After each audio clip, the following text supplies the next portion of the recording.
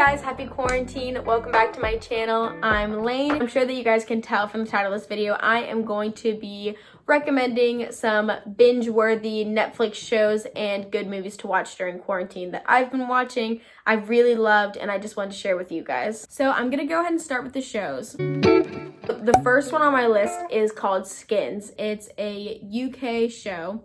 So they're all British in it. They all live in England. This show is very different than a lot of the shows that I've watched because there's, I think, 7 or 8 seasons. I'm not completely sure. But with every season, there's a new cast in it. So you never get bored. There's always new people. And within each episode, you learn about a specific character. And then it meshes into their giant friend group. To best describe the show, drama, partying, drugs, like that's it. There's drama, like the typical like you like this, I like this, like that kind of thing. But then there's also drama like my parents have never been relevant in my life, like deep surface level drama and deep drama. And it's also a very fun show because it's just like a lot of like partying and that kind of thing, and just getting to see like the truth about like what high school is like, or like college. I think it's really, really good, totally binge worthy. You have to have an acquired taste for this show, and also I would recommend being a little bit older watching it because it is pretty, I guess you could say, provocative. They don't hide anything because it's not an American show. They have different guidelines, so it's very explicit, if that makes sense. So the second show is called Love is Blind, and it is a reality show, and I love this show. So I'm going to try to explain this, but it's pretty complicated, but you'll get it when you watch it. It's 24 people, there's 12 guys, and then there's 12 girls, and they're doing this experiment to see, is love truly blind? It's a season of 10 episodes. So in the first 3, these men and women are going on dates all with like each other in the pods. So in the pods, it would be like a small room and they can't see the person that they're talking to.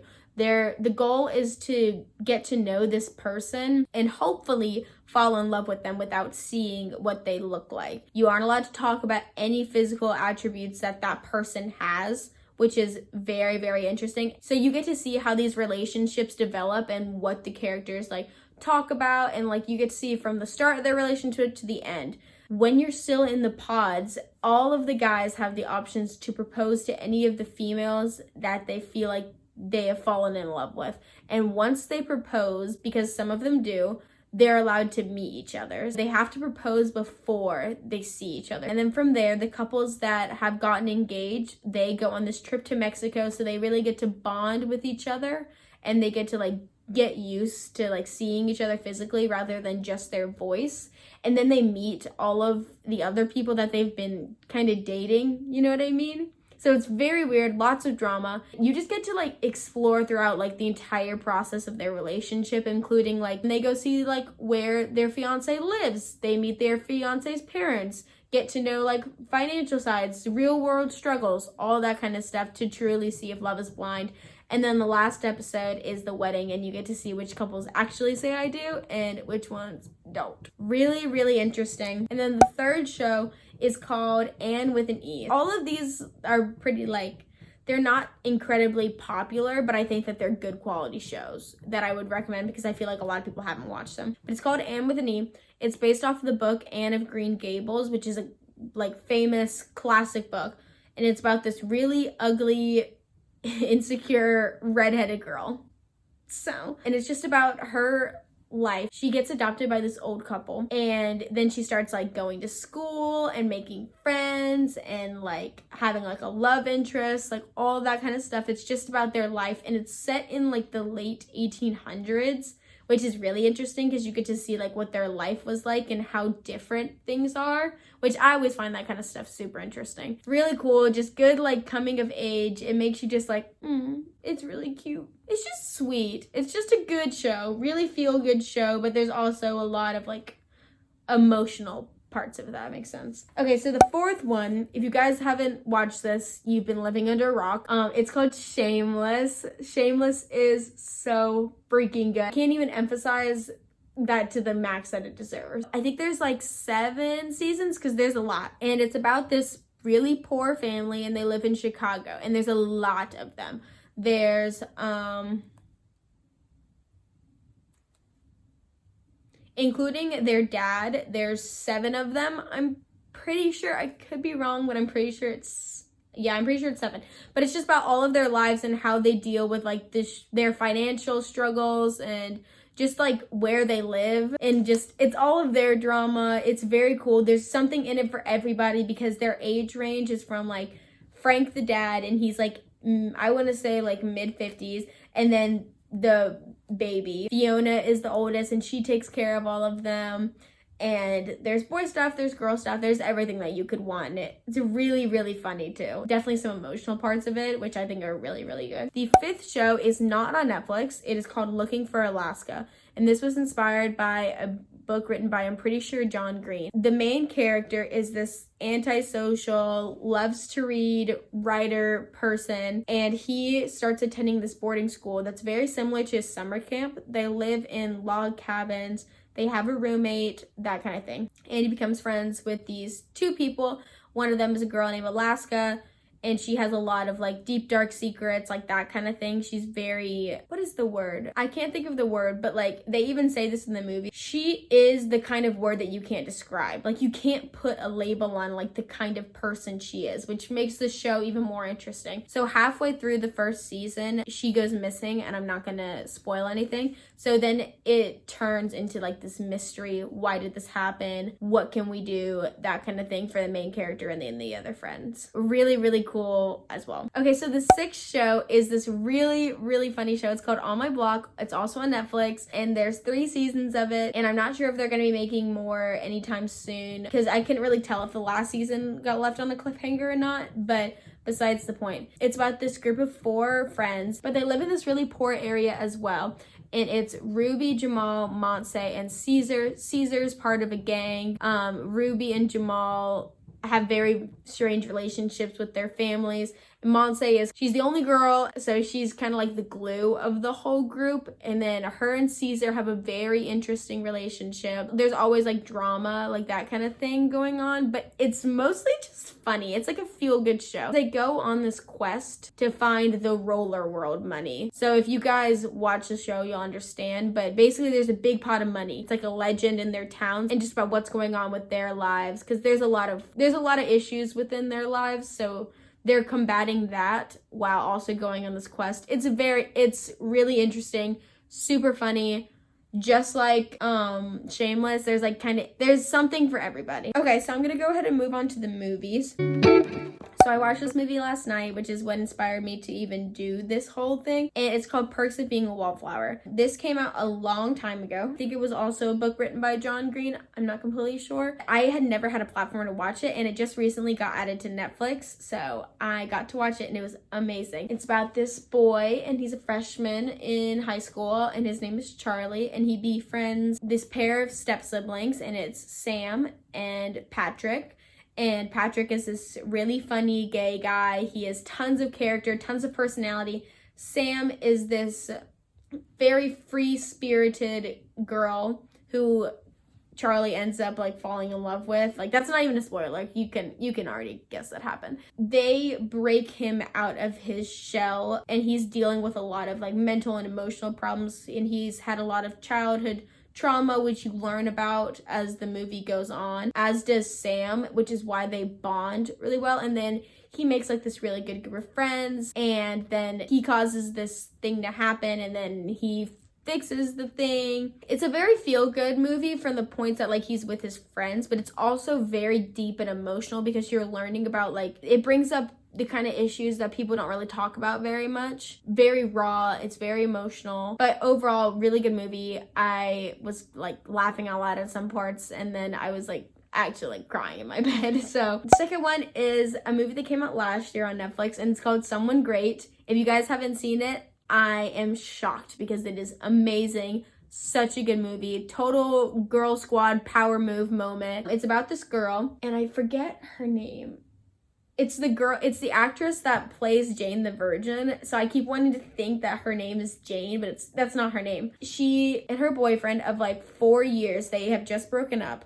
So it's the day after, and she's just hanging out with her girlfriends, trying to find closure, kind of distracting herself, and they're planning on going to this festival. So they're just like laughing, having fun, living their lives, getting drugs, seeing people, just like fun, like dancing in the street, like that kind of thing. Really, really funny movie, but it also gets very emotional. I like those kind of movies. I like when it's really funny and uplifting, but it also has like a very deeper side of it that like people can relate to, if that makes sense. It's a very realistic portrayal of how girls act like with their girlfriends after a breakup, because it's like, dude, I'm good. Like, I don't need him. And then it's like 20 minutes later, you're like crying in your bathtub. Very realistic, very relatable, really, really good movie. So these two, they're like classics, if that makes sense, but I had never seen them. So I figured a lot of people my age hadn't seen them. So it's the Sex and the City movies 1 and 2. I wish the series was on Netflix because I would binge that so fast. It's just like Someone Great. Like, it's like this group of 4 and it's these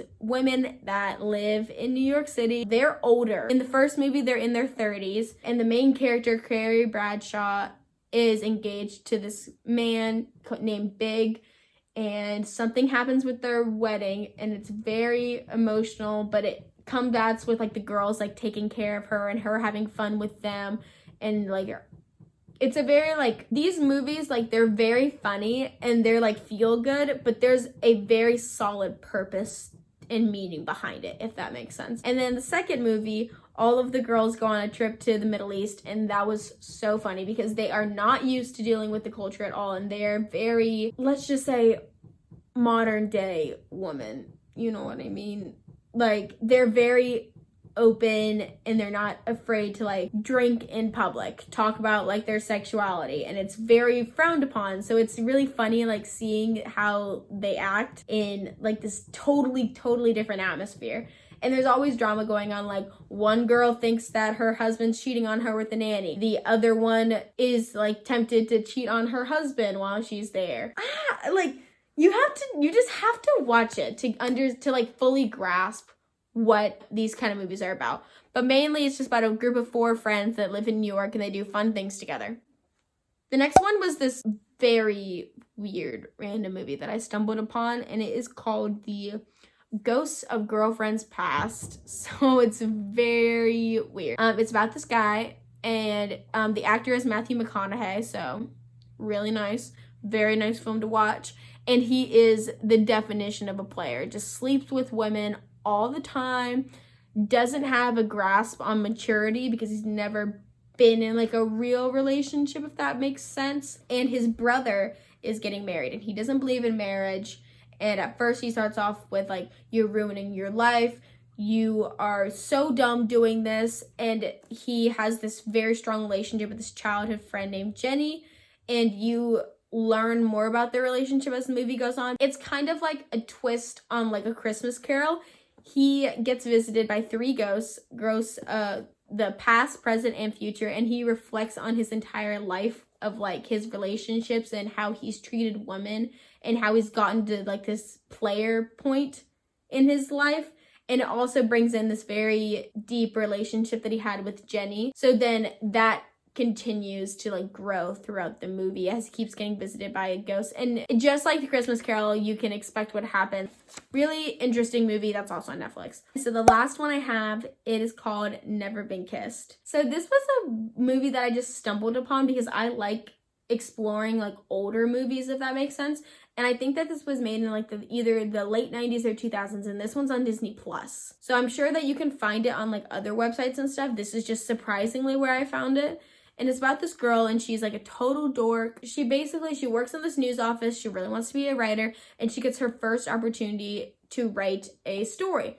And she is trying to get a modern perspective of high school. So she was a total loser, didn't have any friends, didn't have like a fun high school experience. So then she gets like a do-over. So she dresses up as like a high schooler, and she gets to go back to high school and experience what high school is like. And it's very over the top, over dramatized, as if that's even the word. It's really funny because she's so dorky, and she tries and like becomes popular, and then her cool little brother like gets her to like become popular. So she starts off as like a total dork, just as expected, and then she goes to this really popular person, and there's like romance that's involved, very funny stuff with like her like friends, because nobody knows that she's like 30 and she's supposed to be 17. Really funny, feel good. It really highlights the meaning of character, if that makes sense.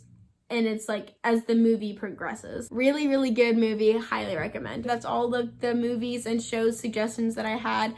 I really hope that you guys enjoyed, and I hope that you guys end up actually watching some of these movies and TV shows, because I mean, like, what else are you guys going to be doing during quarantine than just spending hours on Netflix or possibly watching this YouTube video?